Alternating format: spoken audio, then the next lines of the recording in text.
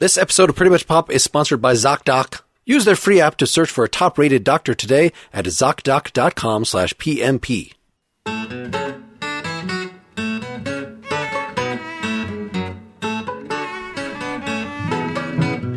This is Pretty Much Pop, a culture podcast boycotting the work of each and every celebrity in advance in case they end up being criminals. Today we're talking about the new phenomena of experiencing art by disgraced artists in light of W. Kamau Bell's docuseries We Need to Talk About Cosby.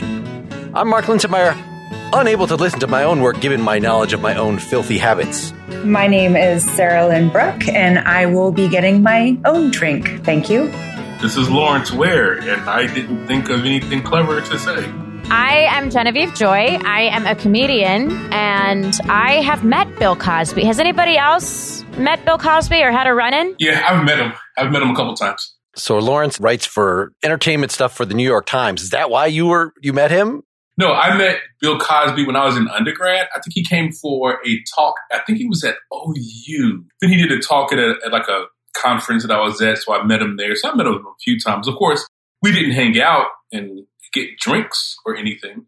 I also met him briefly once when he spoke at my college. And then years later, I was doing stand-up, and my mother's guy she was dating was putting on some benefit. He was hosting it, and Bill Cosby was the main event. It was actually for the Dizzy Gillespie Foundation for musicians, and Bill Cosby was emceeing it. And since we were there as guests of the guy who was producing the whole thing, we got to hang out with Bill Cosby and spend some time with him and talk to him. So I have been a lifelong fan. I'm a stand-up comedian, and my entire style is based on everything I learned from watching and studying him. So I have a personal thing about it, right? And I saw him sitting in the lounge, and my mom and her boyfriend were like, you got to go talk to him and introduce yourself. And I'm a little daunted, but I went up to him and I said, Mr. Cosby, it's so exciting for me to meet you. And I went to shake his hand, and he slipped his arm very quickly around my waist and pulled me onto his lap. And I was 25 years old. So I'm sitting in this man's lap, and I'm thinking, not really thinking much of it because it doesn't occur to you that Bill Cosby is a predator at the time. But I did have that thought, like, is this cute? Like, I feel like I'm a little old to be a Huxtable child, you know? And then I started to get up, but his arm was around my waist very solidly, like a bar that I couldn't really get up from. And people were coming over and saying hello to him. And I was just chilling there in his lap for a good 15, 20 minutes. And then finally, I'm trying to sort of talk to him, but now my face is like an inch away from his face, and it's very uncomfortable. And I said, I want to go back into the show. So I'm so glad to meet you. And I got up and I went back into the show, and I thought, that was strange. And someone took a picture. There's pictures of this. And later, after the scandal broke, my mom said, I didn't want to say anything to you because you were such a fan and it was such a great moment and I didn't want to ruin it. But when you were walking away, he was staring very intensely at you walking away. And so to sort of break the awkwardness, my mom said, this was really great for my daughter. She's such a fan of yours. It was really exciting for her to meet you. And he looked at her and said, if you and I had fucked and she was ours, she would be black. Well. And my mom allegedly said, well, we didn't, and she isn't. And that was sort of the end of that interaction. And forget predatory. That's just fucking weird. Like, who says that to somebody's mother? Like, or at all? It's completely weird. That is quite the story. That is a crazy story. Oh my God. All right, Sarahlyn, beat that with some opening thoughts about this topic. Absolutely no competition there. No R. Kelly interactions on your... No.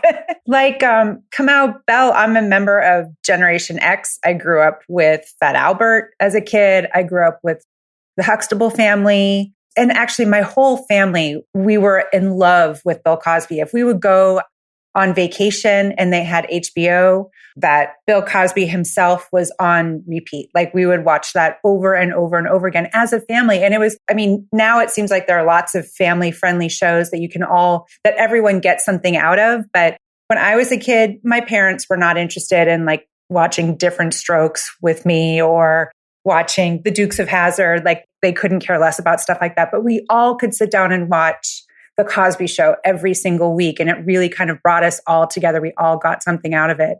So I felt in some ways just he was everybody's dad, and I was in the mix. I was the perfect age for all of that.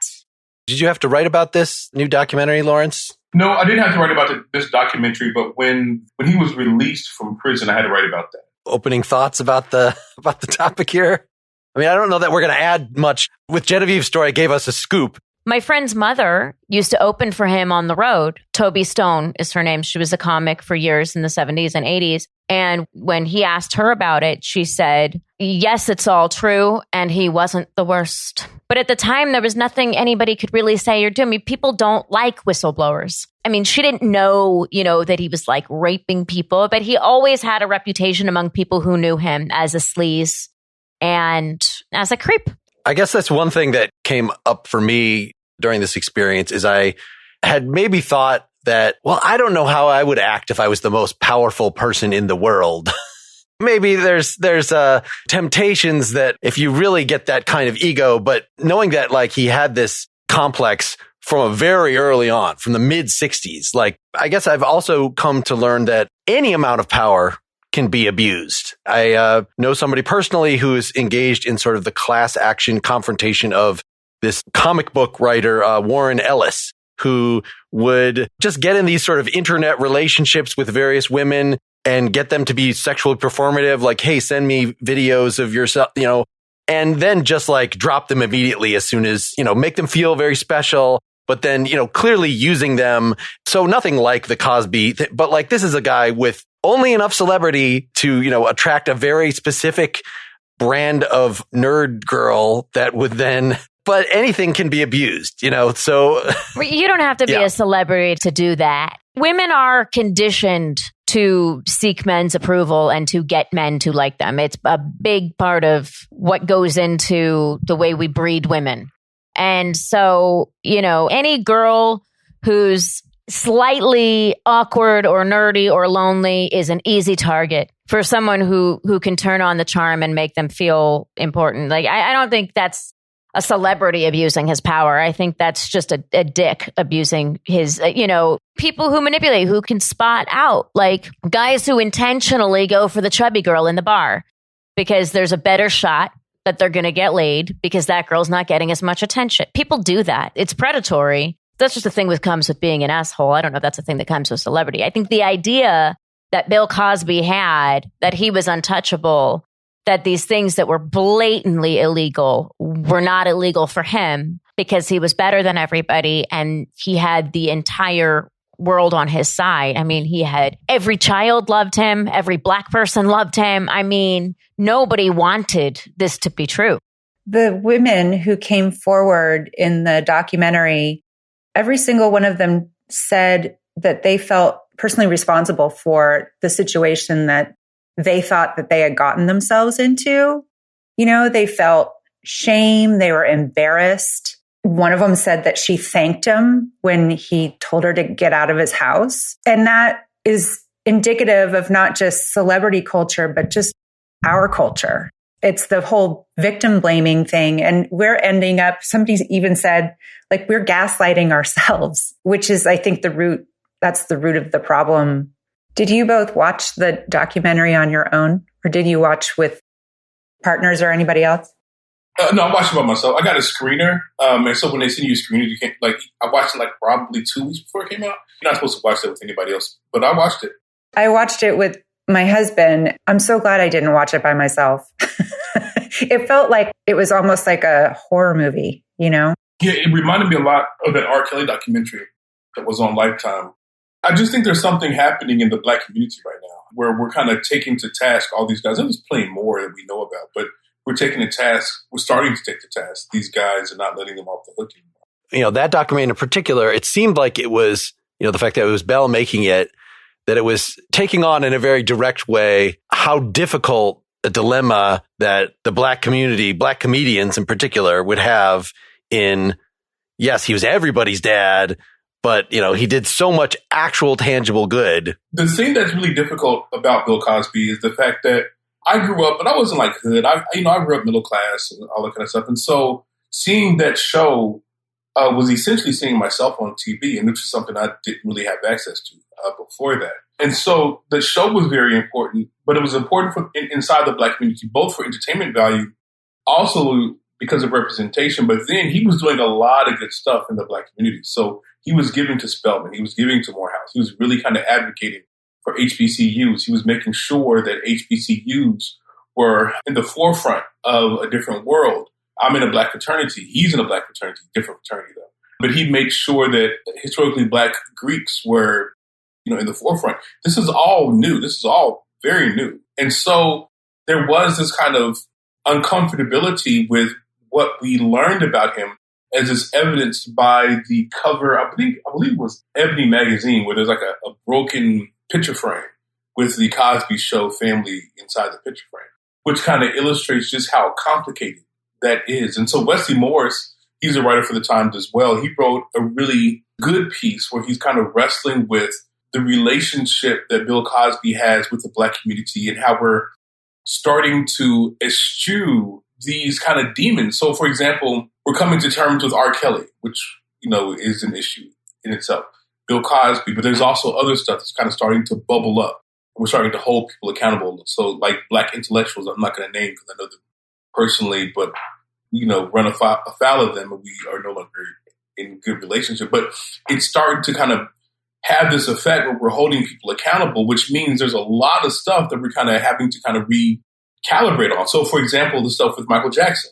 What do we do with his music, right? Do we believe the boys? What do we do with James Brown and all the stuff that he did? What do we do with his music? How do we kind of deal with that? So there's a lot of stuff that's happening inside the Black community surrounding this kind of stuff, that this is but one story of many that we're starting to see unravel. Which kind of raised what I thought was the central question, because I don't know that we're going to add much to it's great that you've had additional stories, Genevieve, but people can read a lot about the specific situation with Cosby. But did any of you find that you can, with Cosby or R. Kelly or any of these folks, or Cosby versus Michael Jackson, that you can separate the art from the artist? I will never delete the Ali song off my iTunes, sorry. Or the remix to Ignition. Nope. I think with Cosby, it's just so much bigger than that. He's done so much good. Just the first episode where they talk about how he is the reason why we have Black stunt people doing stunts for Black actors. I mean, that is absolutely a good, positive thing that he did. And there are certain things you just can't, and I don't want to erase that. And it was so normalized, too, for Black people on television to be poor or stupid. And he was such a champion for changing that and showing, the mom's a lawyer, the dad's a doctor, the kids are normal. And you didn't see a lot of that. The families were always broke or messed up, or, he was the one that called out the little rascals for why is the one Black child mentally challenged? Is that the picture? And so much changed because of him. Not that it wouldn't have eventually anyway, but it hadn't. Yes, but a person can simultaneously do really, really good things and be evil at the same time. And so for my purposes, R. Kelly, I'm done with R. Kelly. And the reason why I'm done with R. Kelly is because a lot of the music, you go back and listen to a lot of the music, I'm not sure he's not talking about underage girls in those songs. And so that's the reason why I'm done with R. Kelly. Cosby Show, I haven't watched the Cosby Show in many years. And I don't know if that's because of this or because I just haven't watched it. I don't know. Different world I watch. I just cannot disentangle their missteps with their art, because every time I see their art, I'm going to be reminded of their missteps. And so it's just very difficult for me to disentangle those. And since I can't disentangle those, I just don't want to. So I'm done with the James Brown music. I don't listen to Michael Jackson anymore. Those are ethical choices that I've made that I'm not saying everyone should make, but those are choices that I've made because I just can't do that. I don't want to be watching the Cosby Show and be thinking, man, he was probably raping somebody the night before he made this episode. I just don't want to deal with that. Yeah, then you shouldn't, because if you watch it and you can't unsee it, I like James Brown. To me, I do too. I love James Brown. Yeah, and I separate because how many people are dead, that we'll never know. We scratched the surface and oh my God. I mean, Marvin Gaye was terrible, and now I can't let go of his music, but there's a lot of stories of bad guys doing bad stuff. David Ruffin is probably responsible for the death of Tammy Terrell because she died of a brain aneurysm and he smacked her in the head, and it was like very questionable. So what, we're going to cancel the Temptations? Like, how? No, yeah, it's hard. Cosby's brand was as this moral, upstanding person that we all admired. And he told us, you should be like me. You should be like me. And that hypocrisy, I have a hard time. I admit, if I hear Billie Jean at a bar mitzvah, I'm out on the dance floor. I am there.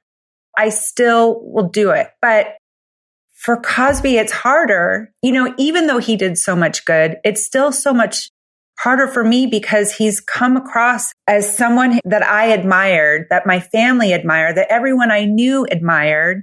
And then on top of it, an entire community has admired him.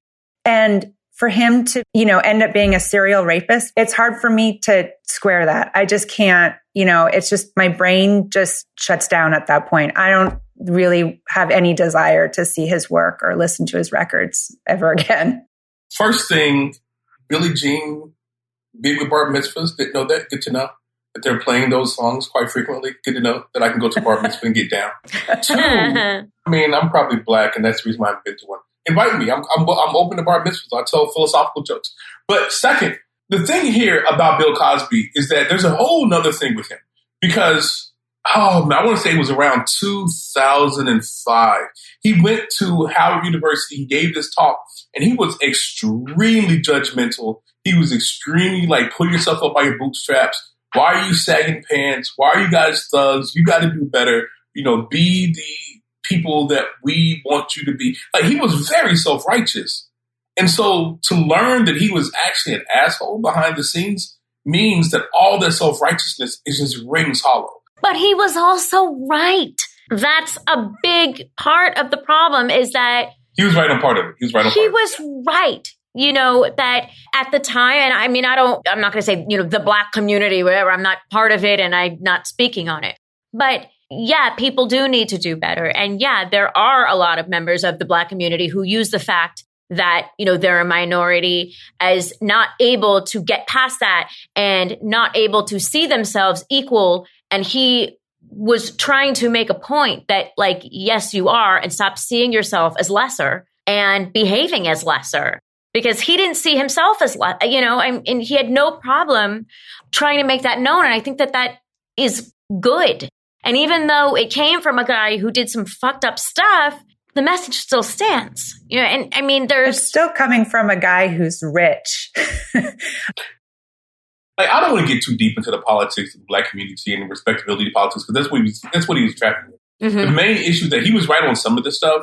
And some of the stuff needed to be said. He didn't have to be as preachy as he was being. But the issue is he is a person who simultaneously did really, really good things, had good ideas about some stuff, and was a monster. And we have to figure out, how do we live with the guy who simultaneously does these good things, markedly better world because he existed, also markedly better, worse world because he existed as well. How do we come to terms with that? I was thinking a good rule might be, if they're dead, then they're off the hook. In other words, but because, bringing up James Brown or someone like that, or Marvin Gaye, but I don't use that with Michael Jackson. Michael Jackson, because we found out about it after he was dead, and I'm still mad about it, and it's still in the public, then it makes me unable to take in his work in a way that, especially if somebody died decades ago, I don't know, they're probably all suck. And I just can't discount all music or art from before a certain period because people were bastards. Can we talk about some disgraced white guys Sure. Woody Allen and Louis C.K.? How about those guys? Anybody want to go see Annie Hall anytime soon? Well, I do, because my grandfather's in it. So, all right. Very nice flex. Genevieve. Very nice flex. Very nice flex. I like that. Sarahlyn was just on with me to talk about Death in the Nile. So Armie Hammer, like he's somebody that is just like, oh my God, I have no desire to see anything that he ever did again. No, that was so weird seeing him in that movie.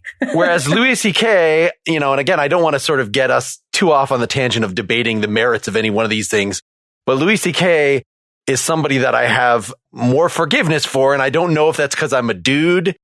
And I don't know, he's been so in some ways self-reflective. Anyway, he's someone that I could still kind of mourn. Whereas Woody Allen, I've gotten, even though I don't even know if I believe the thing, I've gotten much less interested. Like I tried watching his Rainy Day in New York City film and I'm just like, this is bad. And I don't know if I'm thinking this is bad because it's bad or because I believe this thing or because it's also just come out, whether or not you believe the specific thing or the specific allegation, a single allegation, it's kind of come out that he's sort of a sociopath, that he's kind of an asshole.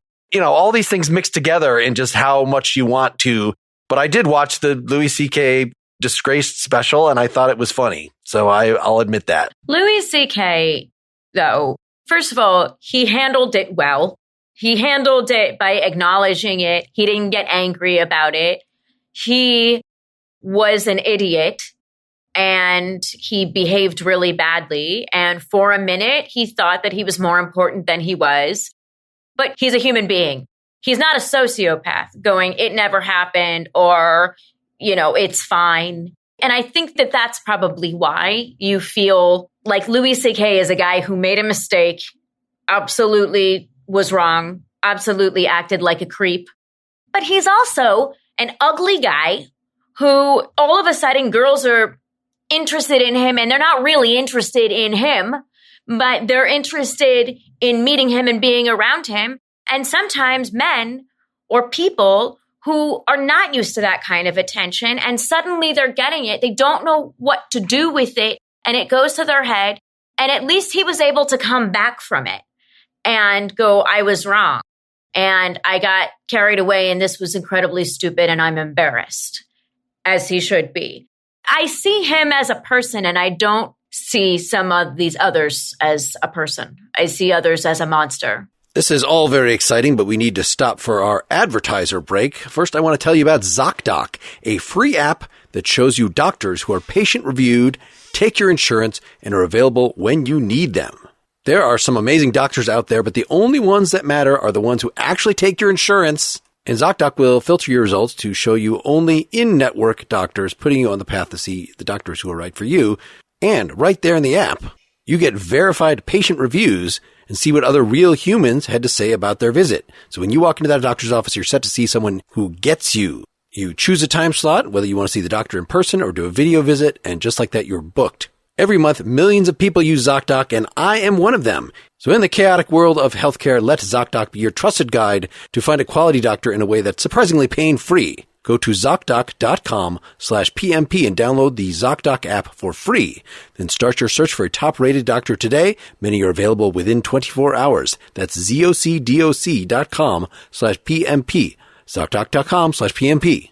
I'd also like to tell you about Upstart. For many people, getting financially healthy means dropping the weight of credit card debt. But what do you do when it feels like a never-ending cycle? Upstart can help you pay off your existing debt quickly and easily with a personal loan so you can start living your life. So, loan consolidation. You get one fixed monthly payment with a clear payoff date. The whole point is to get a better interest rate than you're paying from your credit cards or student loans or whatever. So you very well may want to look into this. I have done so in the past. Upstart is a particularly convenient option you might want to look into. They know that you're more than just your credit score. So rather than looking at your credit score alone, Upstart's model considers other factors like your income, employment, and other information provided in your loan application that will find you a smarter rate for your loan.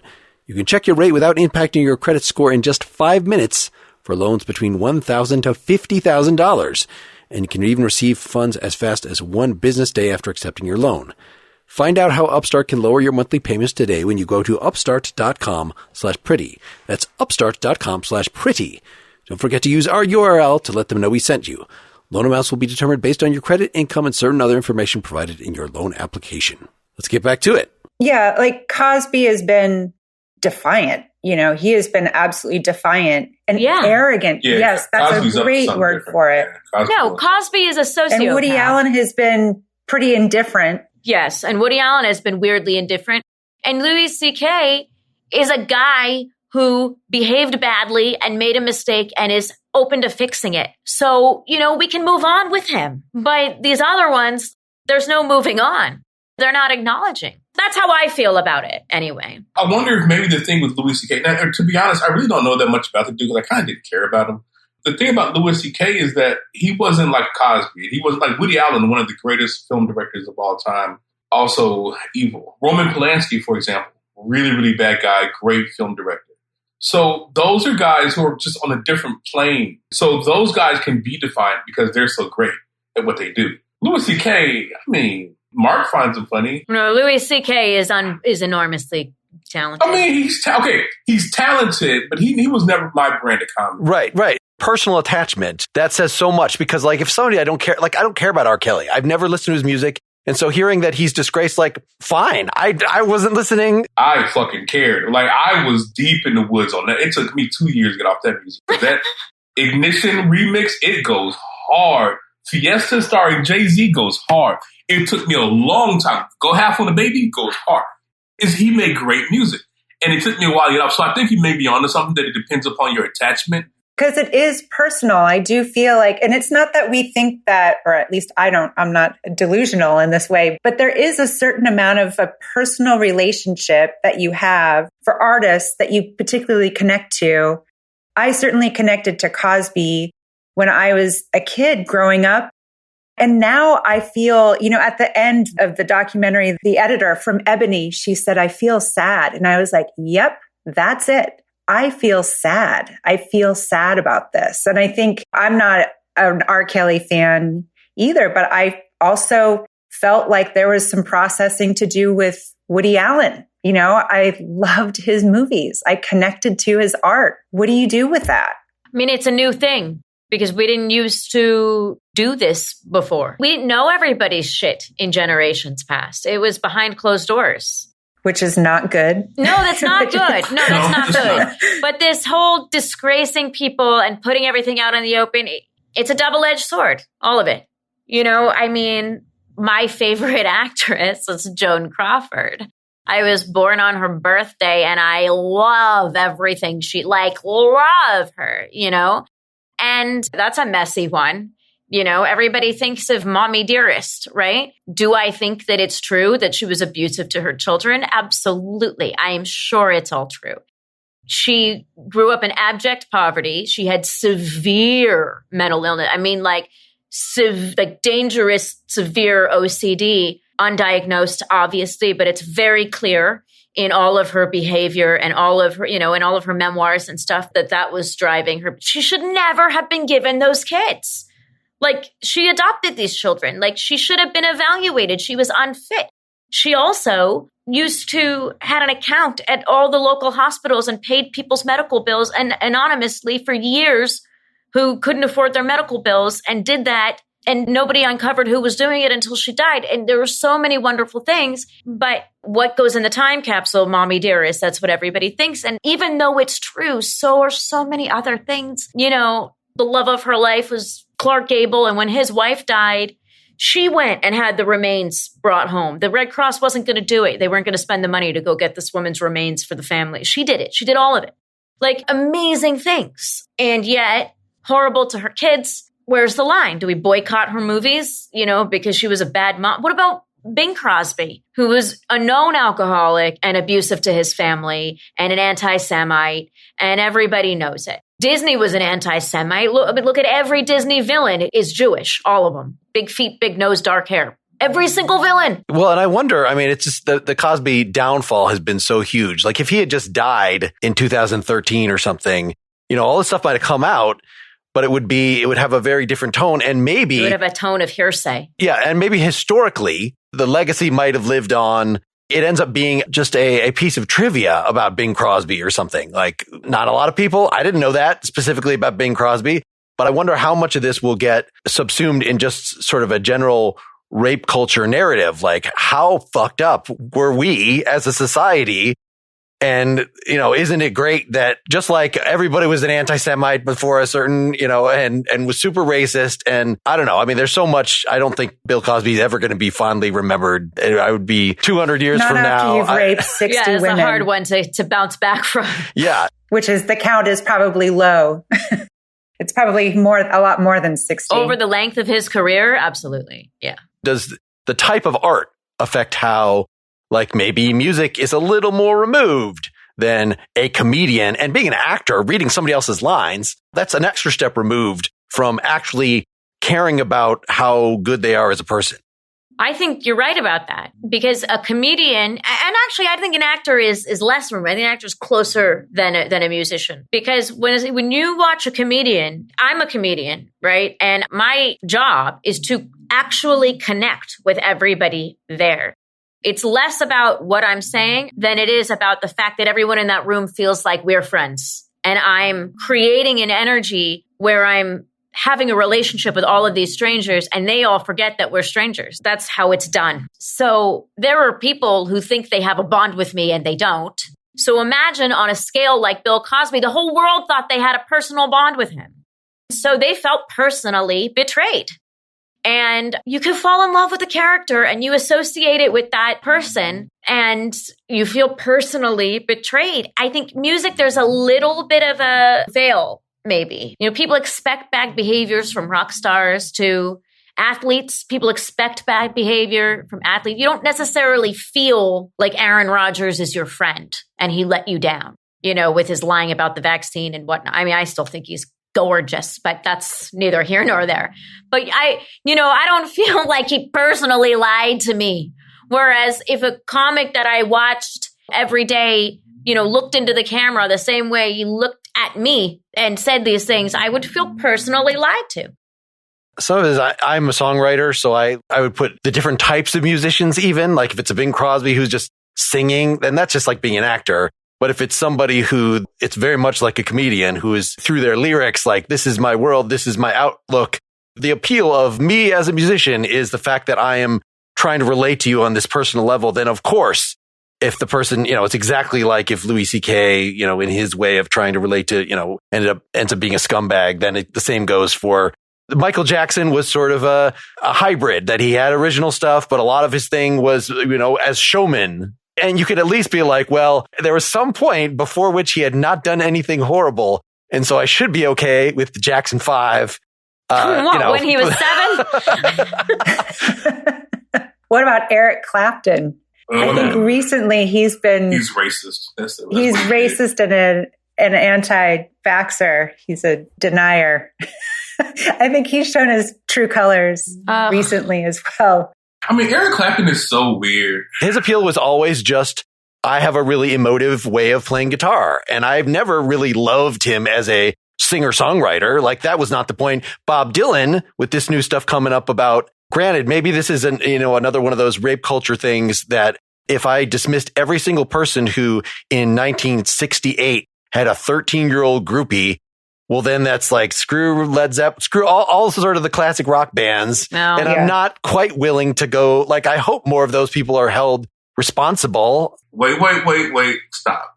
13-year-old groupie? Come on, dog. 13, 15? This is at least stuff that I was hearing about bands like that. 15's different. Man, there's a marked difference between like 16, 17, and 13. Y'all can have those guys. Peter Yarrow from Peter, Paul, and Mary. There's all this stuff that like happens in 1964 and stuff. Of course, they all did. Of course, it's all true. Okay, I'm gonna let y'all have it. I'm gonna let y'all have that. 13-year-old groupies would be off ramp for me. I couldn't stay on that train. I'm going to go ahead and exit here. But I will say that what Genevieve said is very insightful. I think that there is something to the nature of the art. Maybe it was Mark. I remember I'm giving it to Genevieve, but I think Mark. I'll take it. But there's something about the nature of the art being different. I think you're right. I think that, as Genevieve said, a comedian is different because when a comedian's good, you get to know that person and you're kind of entered into their world psychologically whenever they're doing it, if they're really, really good at what they do. An actor, actress, you always know that that's a role. And so you shouldn't get too connected to a person when you know that this person is kind of putting on this role. Probably shouldn't get too connected. Although Black Folks with Denzel Washington's a whole different thing. And then a musician, it really depends. So like the musician that I absolutely love is Prince. And Prince, I am shocked that nothing bad came out because that dude was so way over the top with his sexuality. If it's acceptable and people are, consenting adults, is perfectly fine. But that's how I'm able to kind of come to terms with the fact that there are some musicians that I just don't want to deal with anymore, especially if they have 13-year-old groupies, Mark. And then there's other musicians that I'm willing to kind of look past. Like, I'm still trying to figure out what I think about James Brown. I still listen to his music, but I'm still trying to figure out Michael Jackson when he's doing the Jackson 5 stuff is perfectly fine. But then when Michael Jackson's older, that's when I get uncomfortable. R. Kelly, I'm already done with. So I think you have to take it case by case. And again, understand, because one thing that I think is wrong is to say that Genevieve should let go of something because I have a problem with it. I don't think that's right. But I do think that a person needs to do some self-reflection and figure out what are they comfortable with, what can they live with. I was thinking about Richard Pryor, whose brand was sort of anti-Cosby, right? So he never pretended to be this great, upstanding guy. But yeah, who doesn't love Richard Pryor? Richard Pryor was a whole different beast, yeah. So that wasn't what he was selling. He wasn't selling that. So we all kind of accepted it, or Sam Kinison. Well, but Richard Pryor wasn't raping people, though. Right. I mean, so like right. Richard Pryor was doing bad stuff to himself. And when you start going into raping, just doing stuff to other people, that's where it gets uncomfortable. Nobody disputes that Richard Pryor was a maniac and that he was severely troubled. He told us he was. Right. That's it. But I never met Richard Pryor. But as I said, my teacher, who played his wife in California Suite, said Richard Pryor was a very loving and nice and kind person. And he fucked up like crazy. He, people had to go find him. They were shooting him up with vitamin B all the time so he'd stay alert. And he was a pain in the ass. And he slowed down the production and he was difficult, but he was not mean. There was nothing bad about him. He was just like a fuck up, which is very different. But there is a sense of what the behavior is, I think for me, is what tells me how I'm going to be feeling about this person. As much as I love Bill Cosby, the fact that it turned out that he was a serial rapist. And not only that he was a serial rapist, but he had an entire system in place to cover it up. People were still making tons and tons of money off of him. People who apparently knew what was going on. And that for me is like, I'm out. I knew somebody who worked at a production who knew about Weinstein and told me about Weinstein years before anything happened. He said that when he was working there, one time he was asked to stay outside the door and knew exactly what was happening. And that it wasn't really a secret. And I hadn't heard anything like this. So then when that whole thing broke, I was like, oh, yeah, I remember Chris saying something about this guy. So lots of people. And if you're, a nobody at a company and they go stand outside the door. And the thing is, and you don't really know, you have an idea and you're not in a position to derail an entire company and all of these people's jobs. They're not going to back you up and you get kind of stuck. I think it's very hard to know when is it going to be worth it and when's it not worth it. And that's why so many people stay quiet, because one voice against a machine like that. And people tried. Ashley Judd tried. She didn't work for years. Mira Sorvino, an Oscar winner, was unemployable for like 10 years. Oh, yeah. There's like zero benefit coming forward if you're the first, there's really, what do you get out of this other than a lot of pain, harassment? And maybe 20 years later, they go, oh, she was right. It's like, great. Sort of more fundamental criticism. All this makes me wonder, as you were saying, we develop these sort of parasocial relationships to our celebrities. And I wonder if the fact that this happens repeatedly should maybe push us to declare war on the concept of celebrity or the need for heroes or whatever altogether. Is there any purpose in making this sort of argument that we should not be putting, even if it's just for yourself? I don't know. It's easy for me to say as a 50-year-old dude that okay, I don't need heroes. All right, well, I'm not a child. I'm not a child in an unrepresented group. I'm not any of that kind of stuff. the amount of personal stake that we put. I've always been kind of contemptuous of people who are super sports fans. Like, you didn't win. Yeah. The team won, but it's easy for me. But then because I'm like music so much, then I will completely identify with these guys. Yes. Yeah. Both you guys are jerks. No, it's true. I don't care at all about sports, but I cried for 2 days when Meatloaf died. So I don't know if there's any use in saying, can we just maybe invest less in these parasocial relationships or spread them out more? I unfortunately don't think it's realistic. I think it's human nature. It's not realistic at all. So, Mark, what you're trying to say is we shouldn't have Black History Month because we shouldn't have people that we look back on and hold up in high esteem. We shouldn't hold Barack Obama in high esteem.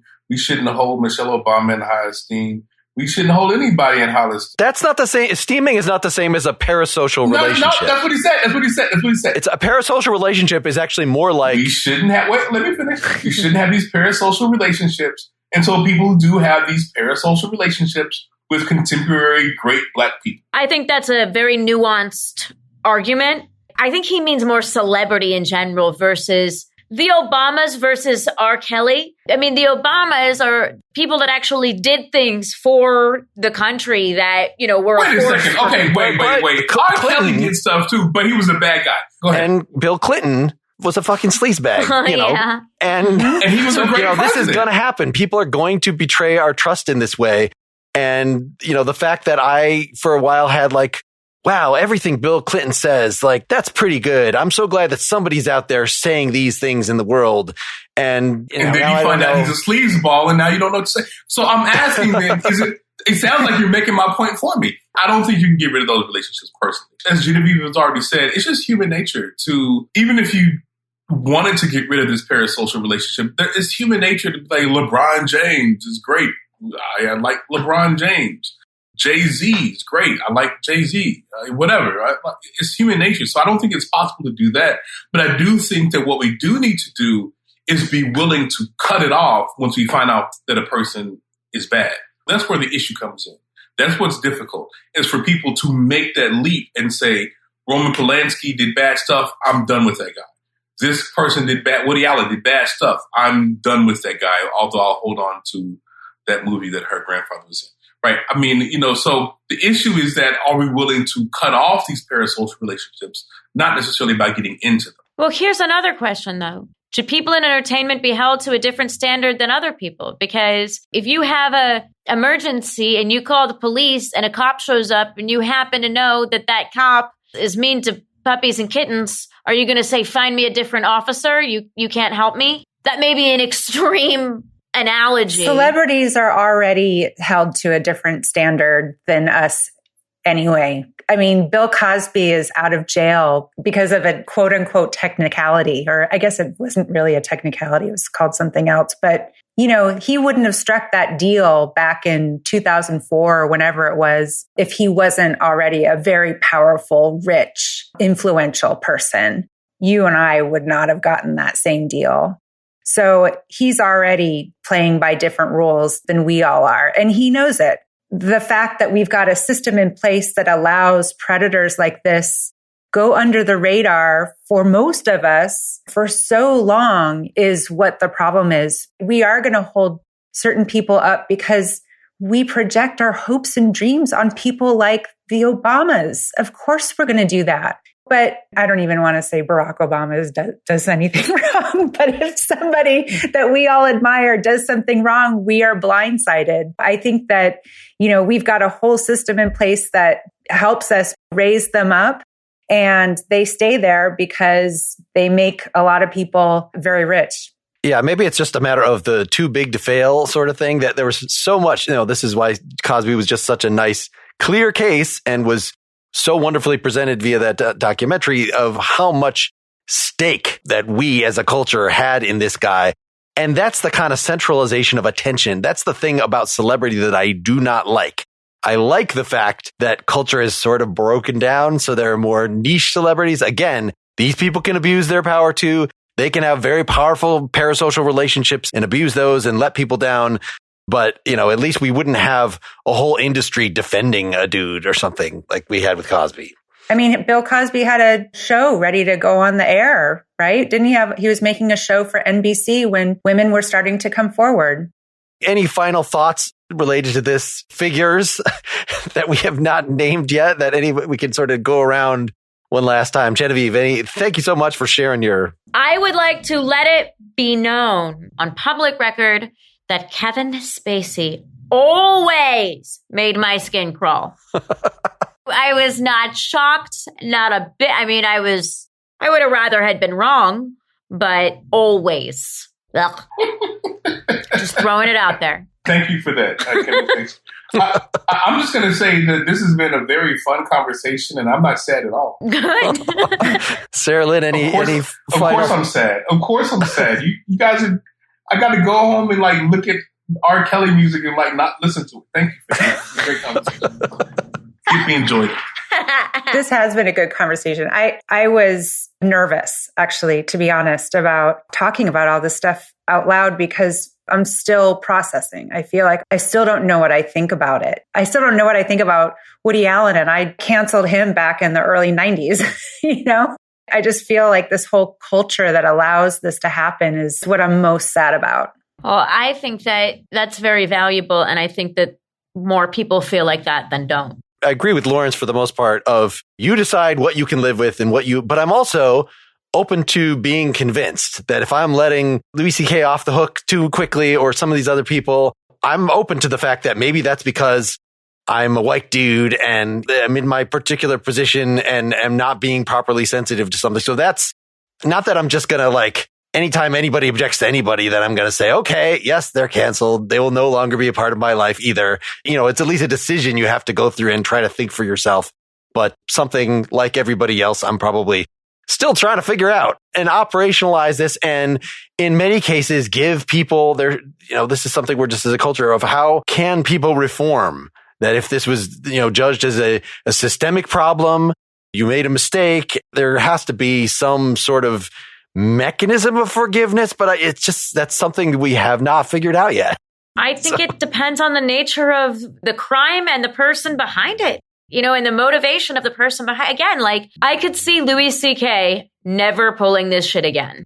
I could not see Bill Cosby never pulling this shit again because Bill Cosby still, it's all over him. He doesn't really think that he did anything wrong. It's in there. It's like he was so arrogant and horrible. I think there's bad behavior and there's mistakes and then there's like bad people and they're different. And there are bad people, like there are. Well, let's say goodbye to the listeners. If people are able to stick around for a few more minutes, maybe we'll do some sort of supporter-only talk. I will reveal that I have 2 different guests that I've had on my shows who are now in some way canceled, but I don't want to talk about them publicly. Oh my gosh, really? Thanks to all 3 of you for joining us, and thanks, listeners. Thank you. Thank you. Thanks for inviting me. Bye. Get more Pretty Much Pop at prettymuchpop.com. Get bonus content for every episode at patreon.com/prettymuchpop. Pretty Much Pop is part of the Partially Examined Life podcast network, and it's also presented by openculture.com.